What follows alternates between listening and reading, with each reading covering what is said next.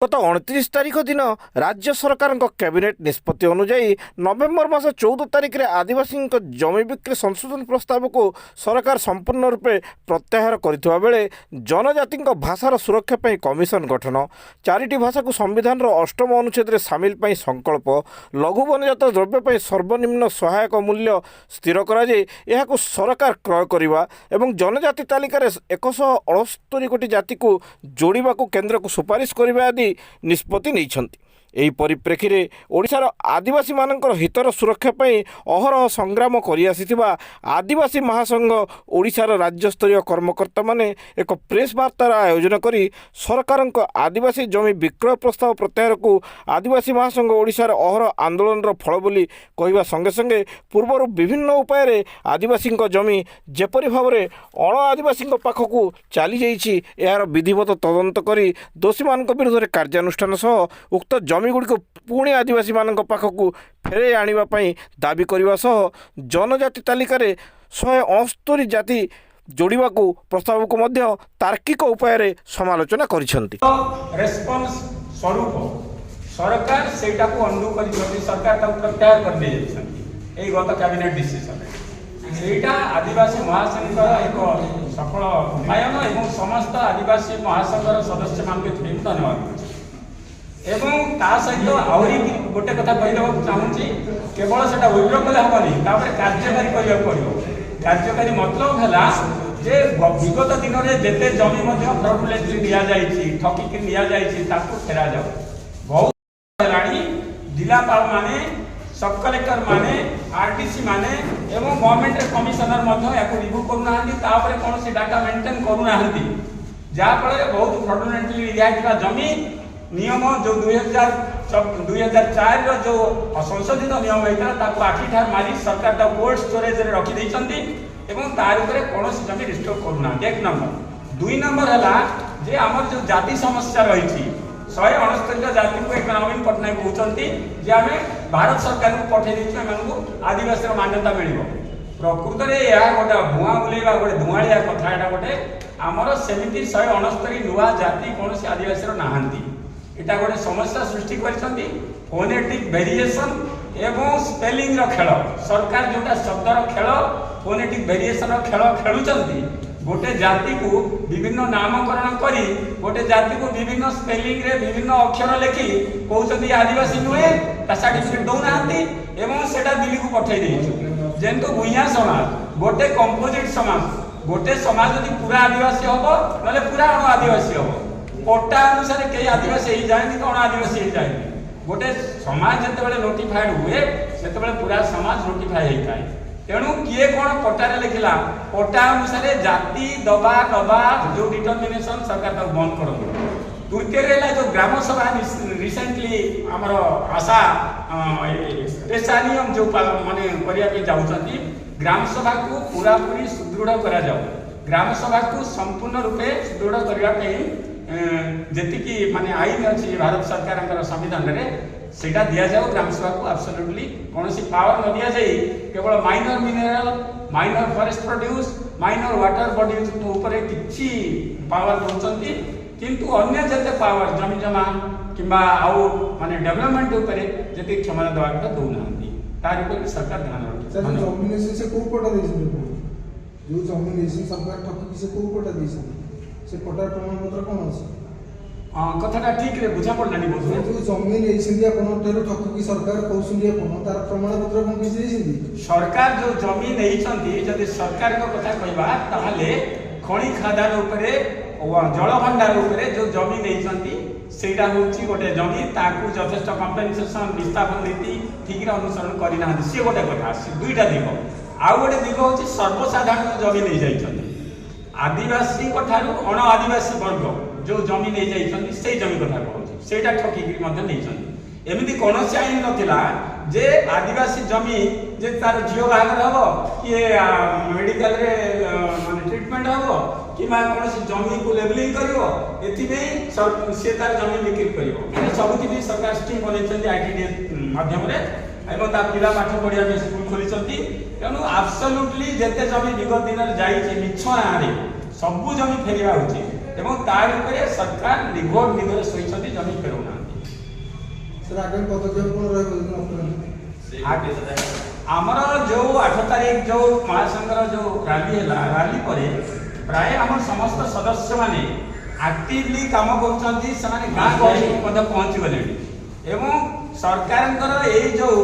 ମାନେ ଇଣ୍ଡିଫରେନ୍ସ ଆପାଥି ନୀତି ଏଇଟା ସେମାନଙ୍କୁ ଜଣା ପଡ଼ିଗଲାଣି। ସେମାନେ ବର୍ତ୍ତମାନ ସେଇଟା ଆଗକୁ ନେବେ ଏବଂ ଯଦି ସରକାର ତାକୁ ପ୍ରପରଲି ପ୍ରତିକ୍ରିୟା ନ ରଖିବେ, ରେସ୍ପନ୍ସ ନ କରିବେ, ତାହେଲେ ନିଶ୍ଚିତ ରୂପରେ ସରକାରଙ୍କ ବିରୁଦ୍ଧରେ ଆଦିବାସୀଙ୍କର ଯେଉଁ ଚିନ୍ତାଧାରା, ଆଦିବାସୀଙ୍କର ଯେଉଁ ବିବେକ ତାଙ୍କ ବିରୁଦ୍ଧରେ ଯିବ। ଆପଣ ଜାଣିଛନ୍ତି ବିରୁଦ୍ଧରେ ଗଲେ କ'ଣ ହୁଏ ପ୍ରତି 5 ବର୍ଷରେ, ତାକୁ ଆଖି ରଖି ଯେଉଁ ପ୍ରେସ୍ ମିଟ୍ କରୁଛୁ ଏହାର ମୁଖ୍ୟ ଉଦ୍ଦେଶ୍ୟ ହେଲା ଯେ ଆଦିବାସୀଙ୍କର ଜମି ଜମା ସମସ୍ୟା, ଆଦିବାସୀଙ୍କର ଅନୁସୂଚିତ ଜାତି ସମସ୍ୟା ଏବଂ ଆଦିବାସୀଙ୍କର ଯେଉଁ ଗ୍ରାମ ସଭା ଅଛି ତାର ସମସ୍ୟା ଉପରେ ଆଜି এই ସଭା ରଖାଯାଇଛି। ବିଗତ ଯେଉଁ 14 ନଭେମ୍ବରରେ ସରକାର ଯେଉଁ ରୁଲ୍ ନିଷ୍ପତ୍ତି ନେଇଥିଲେ କ୍ୟାବିନେଟରେ ଯେ ସରକାରୀ ଜମି ଅଣ ଆଦିବାସୀଙ୍କୁ ହସ୍ତାନ୍ତର ହୋଇପାରିବ, ସେହି ବିରୁଦ୍ଧରେ ଆଦିବାସୀ ମହାସଂଘ ତରଫରୁ ଏକ ଡିସାଇସିଭ୍ ରାଲି ଡେମନଷ୍ଟ୍ରେସନ ଲୋଅର ପିଏମଜିରେ ହେଇଥିଲା। ତାର ସଫଳ ରେସ୍ପନ୍ସ ସ୍ୱରୂପ ସରକାର ସେଇଟାକୁ ଅନ୍ଡୁ କରିଛନ୍ତି, ସରକାର ତାକୁ ପ୍ରତ୍ୟାହାର କରିନେଇଯାଇଛନ୍ତି ଏଇ ଗତ କ୍ୟାବିନେଟ୍ ଡିସିସନରେ। ସେଇଟା ଆଦିବାସୀ ମହାସଂଘର ଏକ ସଫଳ ଉନ୍ନୟନ ଏବଂ ସମସ୍ତ ଆଦିବାସୀ ମହାସଂଘର ସଦସ୍ୟମାନଙ୍କୁ ଏଥିପାଇଁ ଧନ୍ୟବାଦ ଦେଉଛି। ଏବଂ ତା ସହିତ ଆହୁରି ଗୋଟେ କଥା କହିଦେବାକୁ ଚାହୁଁଛି, କେବଳ ସେଟା ୱିଡ୍ର କଲେ ହେବନି, ତାପରେ କାର୍ଯ୍ୟକାରୀ କରିବାକୁ ପଡ଼ିବ। କାର୍ଯ୍ୟକାରୀ ମତଲବ ହେଲା ଯେ ବିଗତ ଦିନରେ ଯେତେ ଜମି ମଧ୍ୟ ଫ୍ରଡୁଲେଣ୍ଟଲି ନିଆଯାଇଛି, ଠକିକି ନିଆଯାଇଛି, ତାକୁ ଫେରାଯାଉ। ବହୁତ ବର୍ଷ ହେଲାଣି ଜିଲ୍ଲାପାଳ ମାନେ, ସବ୍ କଲେକ୍ଟର ମାନେ, ଆରଡିସି ମାନେ ଏବଂ ଗଭର୍ଣ୍ଣମେଣ୍ଟରେ କମିଶନର ମଧ୍ୟ ଏହାକୁ ରିଭ୍ୟୁ କରୁନାହାନ୍ତି, ତାପରେ କୌଣସି ଡାଟା ମେଣ୍ଟେନ୍ କରୁନାହାନ୍ତି, ଯାହାଫଳରେ ବହୁତ ଫ୍ରଡୁଲେଣ୍ଟଲି ନିଆଯାଇଥିବା ଜମି ନିୟମ ଯେଉଁ 2004ର ଯେଉଁ ସଂଶୋଧିତ ନିୟମ ହେଇଥିଲା ତାକୁ ଆଖିଠାରୁ ମାରି ସରକାର ତାକୁ କୋଲ୍ଡ ଷ୍ଟୋରେଜରେ ରଖିଦେଇଛନ୍ତି ଏବଂ ତାର ଉପରେ କୌଣସି ଜମି ରିଷ୍ଟୋର କରୁନାହାନ୍ତି। 1 ନମ୍ବର। 2 ନମ୍ବର ହେଲା ଯେ ଆମର ଯେଉଁ ଜାତି ସମସ୍ୟା ରହିଛି,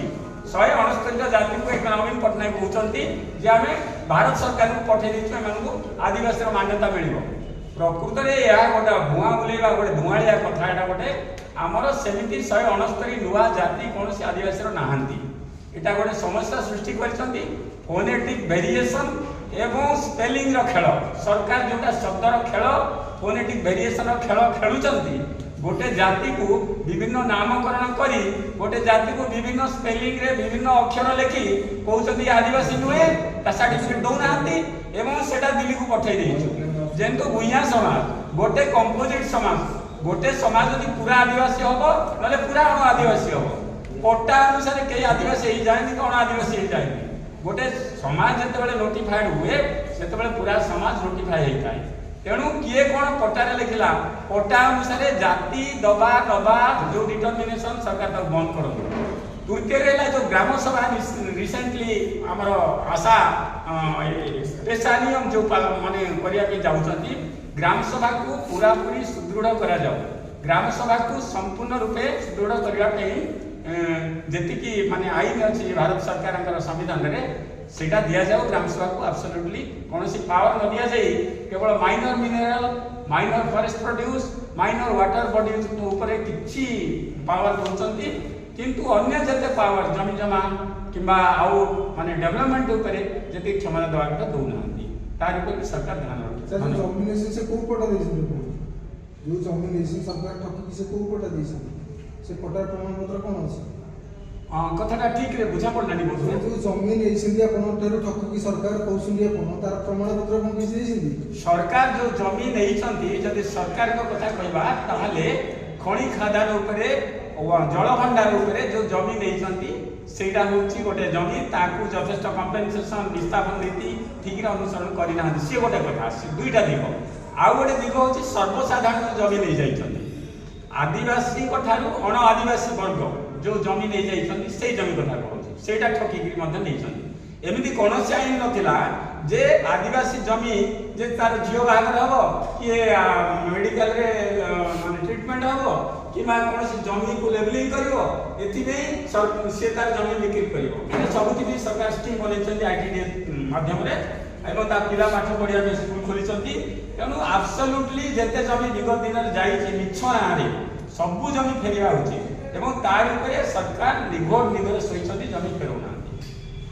सर आगे पदक्षेप कोन रहबो आमर जो 8 तारीख जो महासंघर जो रैली है रैली पर प्राय आम समस्त सदस्य माने एक्टिवली काम करछन्ती समाने गाँ गहली पद पहुँची गले एवं सरकार ये जो माने इंडिफरेंस आपाती नीति एटा समान को जଣା पड़िगला सेमाने वर्तमान सेटा आगु नेबे एवं जदि सरकार ताको प्रॉपर्ली प्रतिक्रिया न रखिबे रेस्पॉन्स न करिवे ताले निश्चित रूप से सरकार के विरुद्ध रे आदिवासी जो चिंताधारा आदिवासी जो विवेक विरुद्ध रे जीवो अपन जानते विरुद्ध रे गले कोन होय प्रति 5 वर्ष रे ताको आक्षेप रखिबो